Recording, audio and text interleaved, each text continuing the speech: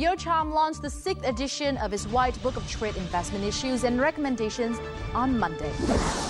We'll discuss challenges and opportunities that the Trans-Pacific Partnership will bring to Vietnam's textile industry. Market makers this week will introduce you to a custom-made pillow company. Those are the headlines for this week's Bizline. Thank you for tuning in. I'm Linh Hương from Hanoi. As usual, let's take a quick look at several highlights from last week.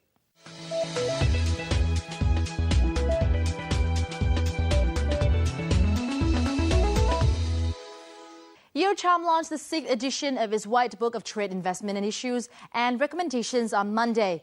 This annual publication is a collective expression of the views of Eurocharm's almost 800 members operating in Vietnam. The book recognized that the authorities have set in motion a number of positive developments, such as the removal of Notice 197 relating to import requirements, and the introduction of the law on pricing were also welcomed steps. However, key concerns remain revolving around the implementation of regulations. Eurocharm sector committees also highlighted the need for more effective enforcement of intellectual property rights. Foreign and domestic delegates acknowledged Vietnam's positive contributions to cooperation and economic connectivity in the Asia-Pacific region at a Hanoi conference on November 15th.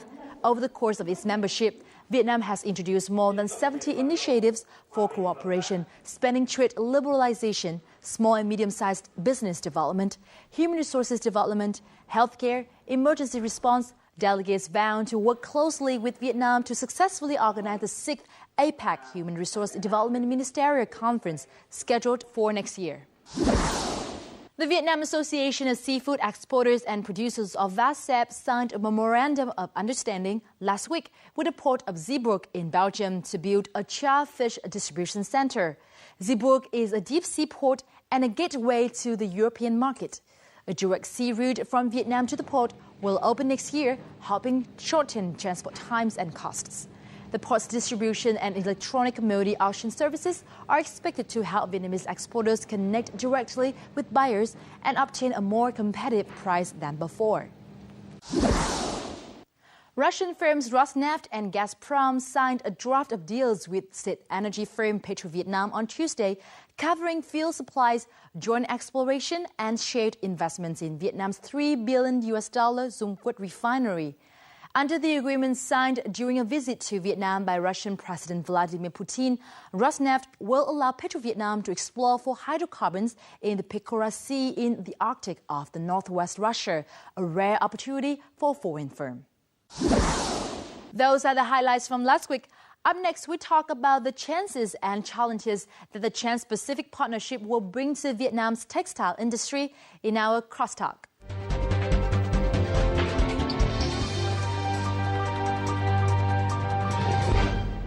Participation in the Trans-Pacific Partnership Agreement, or TPP, should create favorable conditions that will boost Vietnam's textile and garment sector. But it's also a challenge for these textile and garment businesses because the industry still faces big deficiencies in materials, including cotton and cloth, as well as in technology. What should Vietnamese businesses do in order to benefit most from the TPP? Our guest today, Mr. Lê Tiến Trương, Vice Chairman of the Vietnam Textile and Apparel Association, or VITAS, and first Vice President of the Vietnam National Textile and Garment Group, Vinatex, will give us a broader view on this. But first of all, let's watch our report on the opportunities and challenges that the TPP could bring for Vietnamese textile and garment businesses. Final negotiations for the Trans-Pacific Strategic Economic Partnership, or TPP, a multi-party free trade agreement, are underway between Australia, Brunei, Canada, Chile, Japan, Malaysia, Mexico, New Zealand, Peru, Singapore, the US, and Vietnam. TPP would cover over 40% of the world GDP and nearly a third of world exports. According to the agreement, 95 lines of Vietnam's garment and textile products will enjoy a tariff of 0% against the current 17.5% rate imposed on exports to the US, which accounts for 55% of Vietnam's textile and garment exports. The Garment Tent Corporation exported products valued at nearly $200,000 to the U.S. in 2002. A decade later, in 2012, the corporations made $66 million. With the TPP in its final stages, the company realized this is a good opportunity to increase exports to the U.S. even further. Cái hiệp định TPP là một cái hiệp định xuyên Thái Bình Dương và có rất nhiều nước muốn được tham gia vào cái hiệp định này.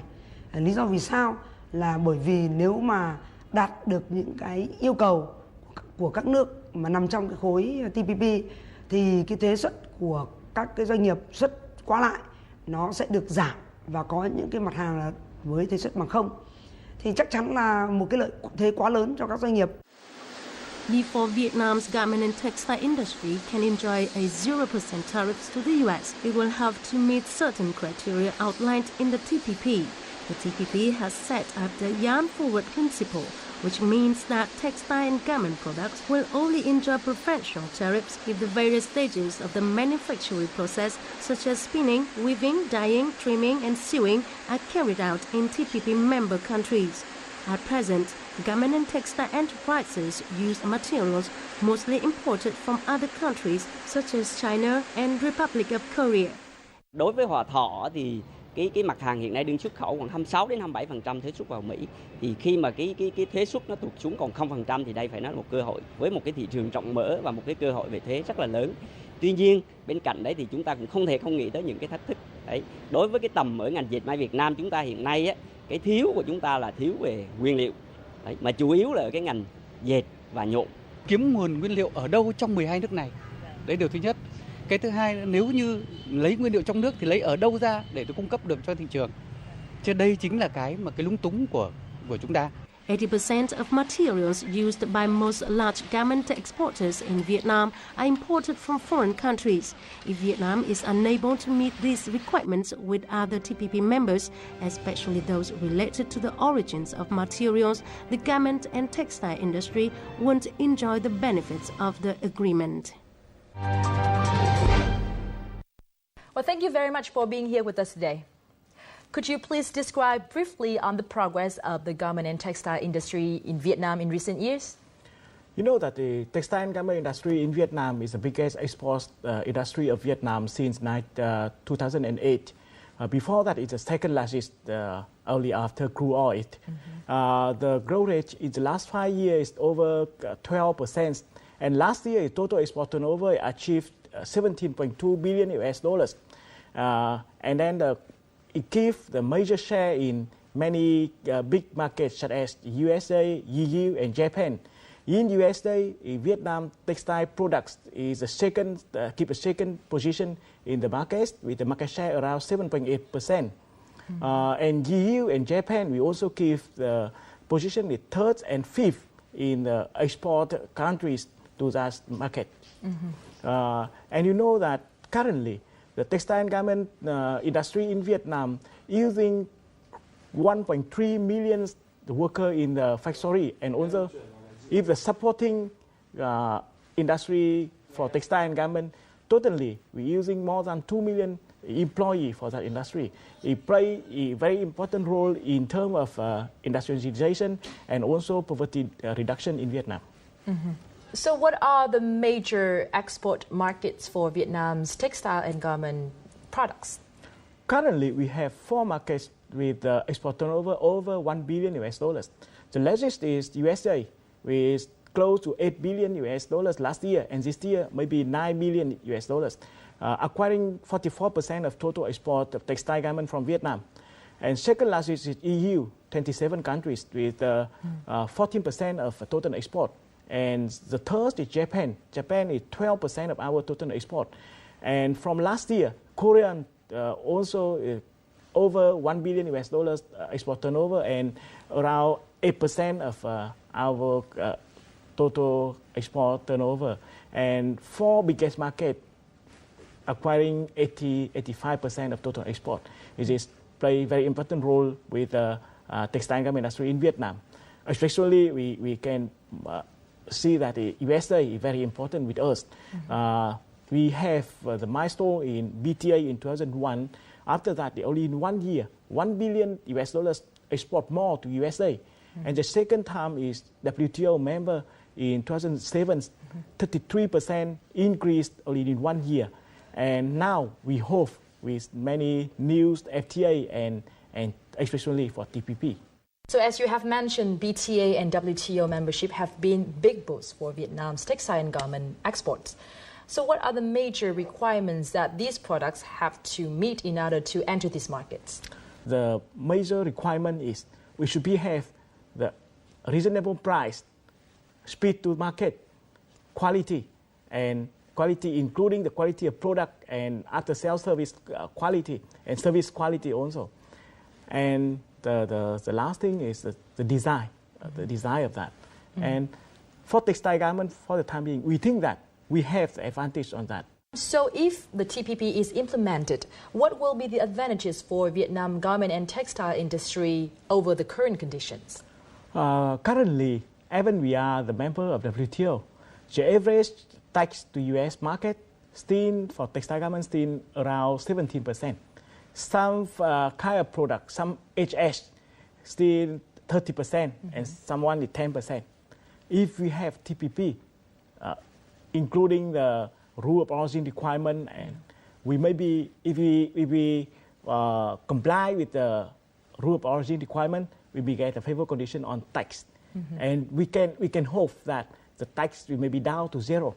You know, from average of 17% tax to zero is very big part of the saving and bring the advantage to the manufacturer, distributor, expansion market, and also increase market share, and also the end user get the benefit from because of the price have a room for reduced.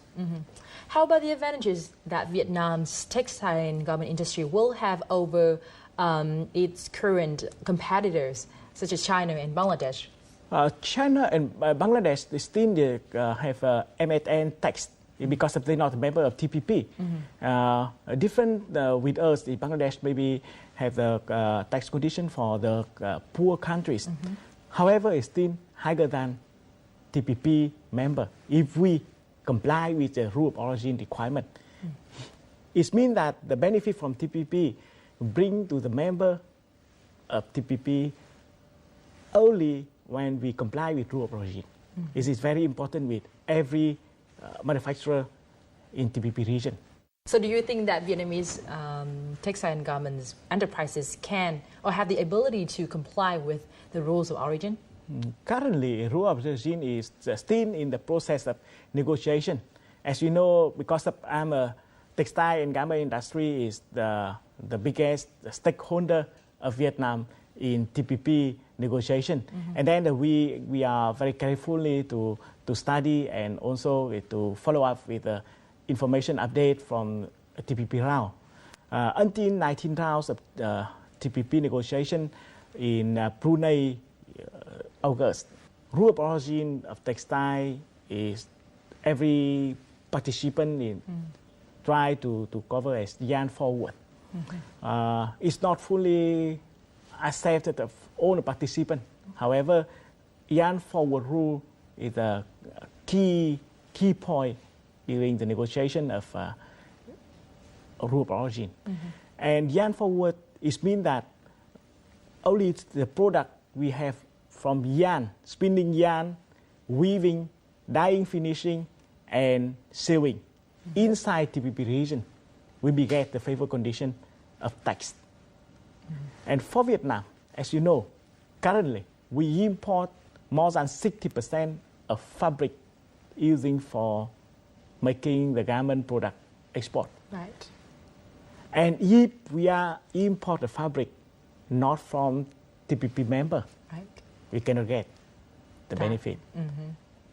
It means we can see the tax benefit is very big, but comply with that, getting that is not easy. So what will be other challenges that TPP will pose for Vietnam's textile and garment industry? Besides of rule of origin, I think we have some other challenge.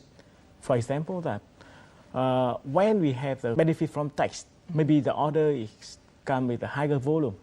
How to satisfy all the customer, how to keep the time of delivery as a contract, and also the quality, and other challenges is when we have the good condition inside Vietnam, foreign investor will be think about Vietnam for investment and how to balance between the benefits of investor and benefit for the local people. So among those challenges you have just mentioned, which are the ones that Vietnam can deal with in the short term? I think in the short term, if we want to comply with rural origin, the biggest issue is how to increase the ratio of local material making inside Vietnam, from spinning to weaving, dyeing, finishing. As you know, last year we have export of gray yarn. It means spinning section in Vietnam is okay. It's enough the capacity and the quality is comply with the international standard. However, weaving, knitting, and dyeing finishing is the shortage both in terms of the quantity and more important that is the quality for comply with the requirement from the international buyer who will be distribute the garment product to end user. And in the short term, how to, as far as possible, to increase the capacity of weaving, dyeing, finishing, and knitting, dyeing, finishing is also very important with us. Though the TPP is not yet signed, textile and garment businesses, both domestic and those built on FDI, are preparing to grasp whatever opportunities it might bring. Can all of them enjoy the benefits? And how are they preparing to make the best use of the TPP? Let's take a look. The Viet-Thai Garment Joint Stock Company in Thái Bình Province specializes in sportswear and high-tech garments for several famous brands. As required by the partners, each garment product must be perfect from the design down to details such as buttons, zips, and even thread. These items and accessories are mainly imported from other countries, so the company finds itself in a way it will not be able to enjoy the benefits of the TPP if the situation remains unchanged. Tôi đi sâu vào các hàng thể thao, hàng trượt tuyết, những hàng công nghệ. Đấy, cho nên là những cái ở trong nước mình tôi thấy chưa thể sản xuất được. Đấy, cho nên đa số là ở nước ngoài. Đấy, chứ còn ở trong nước mà còn như những cái hàng thô, hàng dệt thoi các thứ thì các đơn vị khác thì tôi nghĩ là ở Việt Nam mình cũng có nhưng mà không đáp ứng được là bao nhiêu. Meanwhile, foreign investors are taking the lead in Vietnam's booming garment and textile sector. The Republic of Korea's Winners Vina invested in the Vietnamese industry 3 years ago. The company mainly exports their products to the U.S. market, and before the TPP is signed, they are mapping out an expansion plan for the future. Actually, we made investment of around $12 million. And as I told you, the number of employees, 3,100 now. And the production capacity is around $40 million annually. If we succeed to make everything stable next year, then probably I could say we could expand our capacity here. Both local and FDI garment enterprises expect that the TPP be signed and come into effect in 2015. The Vietnam Textile and Apparel Association has held a series of seminars on the TPP, which attracted a number of member enterprises. Having the knowledge, the enterprises will be able to actively take steps to prepare themselves for the integration process. Đầu tiên là chúng tôi phải tái cơ cấu lại cái hệ thống sản xuất đó, mà trong đấy đẩy mạnh vào đầu tư những cái thiết bị công nghệ hiện đại để chọn được những cái mặt hàng có giá trị gia tăng cao. Thứ hai là chúng tôi đã có cái hệ thống thiết kế, nhưng chúng tôi phải đẩy cái hệ thống thiết kế lên một bước nữa để có thể làm được tiến đến cái bước làm ODM, tức là chúng ta từ cái sản phẩm chúng ta bán cho khách hàng. Thứ ba nữa là chúng tôi xây dựng cái đội ngũ chuyên nghiệp về thị trường để chúng tôi có thể tham gia vào cái chuỗi giá trị mà trong đó cái phần phân phối của thế giới để tìm được bán đến những cái đối tác, cái nhà bán lẻ lớn trên thế giới. Sau khi mà có những cái động thái mà đàm phán cái hiệp định TPP thì công ty cũng đưa ra một số các cái chiến lược, đặc biệt là cái chiến lược mở rộng sản xuất, tuyển dụng thêm lao động và cũng như là đầu tư vào máy móc thiết bị hiện đại để đón đầu cái hiệp định TPP. Khi hiệp định TPP ký kết thì công ty sẽ có được một cái lực lượng lao động đủ để đáp ứng được các cái đơn hàng lớn của khách hàng. Ta phải có những cái chính sách để tăng tốc đầu tư sợi đến nhuộm. Ngoài cái việc thúc đẩy ngành may phát triển như cái định hướng thì có những cái cơ chế chính sách làm sao để mà tạo điều kiện cho các cái nhà đầu tư cả trong nước và nước ngoài, đặc biệt là kêu gọi những cái đầu tư nước ngoài mà trong nước chúng ta chưa có khả năng.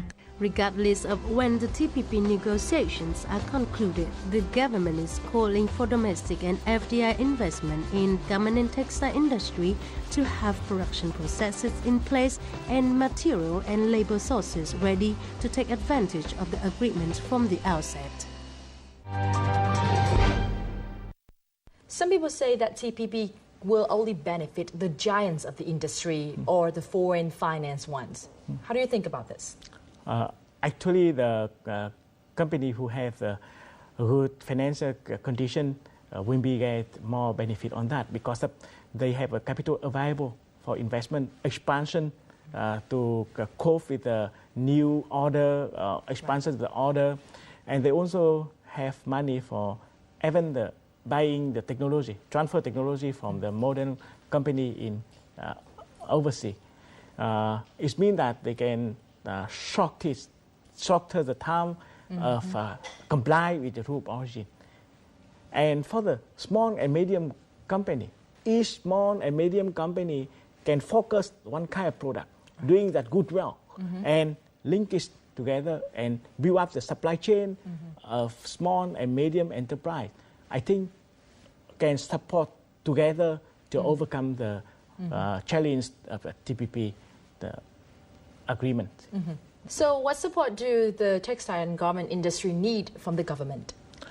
I think that now we need to have a clear master plan for textile and garment industry.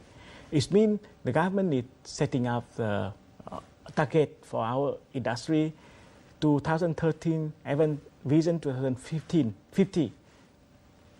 How much export we need? 50 billion, 60 billion, 70 billion. Which province will be doing textile and garment? The size of each province and how many people are working for textile industry in each province. And secondly, is the environment protection. We need to transparent, fairly, and strictly control between local company FDI for building up the fair environment for everybody. The third is infrastructure. Because if we want to expansion the textile and garment to the rural area, we need to have infrastructure for connection between the rural area and the hub. And three is still we need support from the government, master plan, fair practice, and infrastructure for connection between the garment company and hub to the port. As a TPP stakeholder, what do you think about the possibility of this agreement to be signed and implemented? Currently, all the leader of a TPP member set the target is finish the main content of the agreement within 2013. Even the technical workload still, I think, is very, very big. But if we have a focus and have a flexible between the participant of TPP, we still have room for finish the main condition of TPP agreement this year. And for the quarter one, quarter two of next year, maybe the time for complete the agreement. Well, thank you very much for joining our program.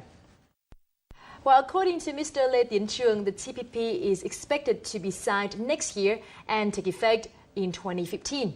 Enterprises in the textile and garment sector need to be fully aware and ready to grasp the opportunities that the TPP brings. Up next is Market Makers.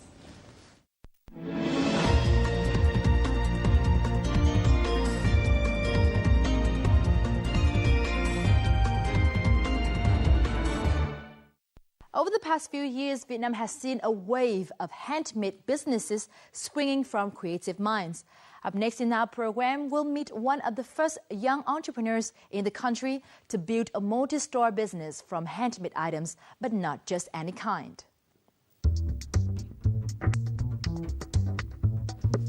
Many young people in Vietnam, in their quest for unique presence, are seeking customized handmade items. The first options that come to mind nowadays are bracelets, sketchbooks, and more recently, dream catchers. But instead of writing good wishes on a separate greeting card and attaching it to the gift, what about combining the two and select a cute handmade pillow instead? What's special about them? These items can be custom-made to include personalized patterns, colors, and messages. Nói chung là những bạn gái khi được tặng những món quà này thì rất là thích ạ. Cũng như là ví dụ như là bố mẹ của mình ấy thì nếu như mà bình thường thì rất là khó nói ra những cái từ như là con yêu bố yêu mẹ ấy, thì những sản phẩm của Take One thì mình có thể là như kiểu thay lời muốn nói ạ. Hôm nay mình đến cửa hàng này mình muốn mua một cái gối ôm cho bạn trai mình, thì sắp đến sinh nhật của anh ấy mà, thế vì thế là mình muốn mua một chiếc gối ôm mình muốn gửi cái thông điệp của mình đến người yêu của mình, là mong rằng mỗi một buổi tối nào khi mà đi ngủ anh sẽ ôm cái gối ôm đấy và sẽ nhớ đến mình. Take One was founded by Phương Huyền in 2005 when she was only 18 years old. Recognizing the lack of unique made-in-Vietnam products in the gift market, Huyền opened her first handmade pillow shop at home. Using scrap fabrics from her mother's workshop, she made and sold the products herself. Now she's the owner of more than a dozen stores and manages 50 employees. Các bạn trẻ khi mà bắt đầu một công việc kinh doanh thì thường là nghĩ đến những cái công việc kinh doanh mang tính chất đơn giản như là kinh doanh online thời trang này, hay là kinh doanh các cái mặt hàng sản phẩm đã có sẵn trên thị trường. Bây giờ các bạn trẻ bắt đầu thích tức là chuộng cái việc phát triển cái công việc handmade, làm các sản phẩm handmade để kinh doanh từ những công việc nhỏ nhỏ như vậy. Thì mình nghĩ đấy là một cái hình thức nó mới lạ hơn rất nhiều, và các bạn cũng sẽ phát triển được nhiều hơn về cái kỹ năng của mỗi bản thân, là tự mình tìm tòi, tự mình tạo ra được những cái độc đáo để mà thu hút được cái thị trường. Take One was one of the first startups to recognize the handmade business trend, and consequently has become one of the first handmade companies in Vietnam to register a trademark. From a single shop, this pillow-making business has grown into a chain of 16 stores across Vietnam. But one thing remains the same: the products are still handmade right here in Hanoi. Using simple materials like fleece, fiber stuffing, thread, needles, a soft cushion or pillow can be handcrafted in a matter of hours. The design is definitely the trickiest part, as it requires careful thought by the artists in terms of colors and patterns. These days, the designer team is working on new creations for the upcoming collection. Trong một năm thì bên mình bao giờ cũng có những cái mùa ra mẫu mới, chủ yếu đặc biệt nhất là cái mùa mà ra mẫu nhất là mùa Noel. Mùa Noel là thường là mới là quà tặng rất là ý nghĩa dành cho các bạn, các đôi lứa với nhau. Và sau mùa Noel thì là mẫu Valentine, và cái thời gian sau mùa Valentine đó sẽ là mùa ra mẫu trong năm theo mùa. Và như là mình ra mẫu cho mùa thu năm nay sẽ là mẫu gì, mùa hè sẽ là mẫu gì. According to Huyền, the frequent addition of new designs and product improvements have indeed been her keys to success. Moreover, she has actively promoted the brand via online marketing channels, such as the company website and social media. And so, from the original target, young people, Take One has diversified into branded products. Mọi người thì thường biết đến Take One như cái sản phẩm dành cho giới trẻ nhiều hơn. Tuy nhiên là trong những năm gần đây thì công ty đã phát triển rất là mạnh cái mảng sản phẩm dành cho hệ thống văn phòng công ty để làm quà tặng trong các cái dịp event của công ty, hoặc là để làm quà tặng khách hàng của chính công ty đó. Thường là bên mình sản xuất theo tức là sản xuất theo đơn đặt hàng của khách hàng hợp đồng, đưa logo cũng như là quảng bá cho chính thương hiệu của các công ty đó. Thì cái sản phẩm này thì trong những năm gần đây là bên mình rất là đẩy mạnh. With a sharp eye for trends, young, creative people are well equipped to venture into the business world. And in Huyền case, handmade pillows have paved the way to making her own and other people's dreams come true. We have come to the end of our economic magazine. Thank you very much for watching. You should check out our official website at VTV4.vn to view other episodes of Bizline. From our team here in Hanoi, until next time.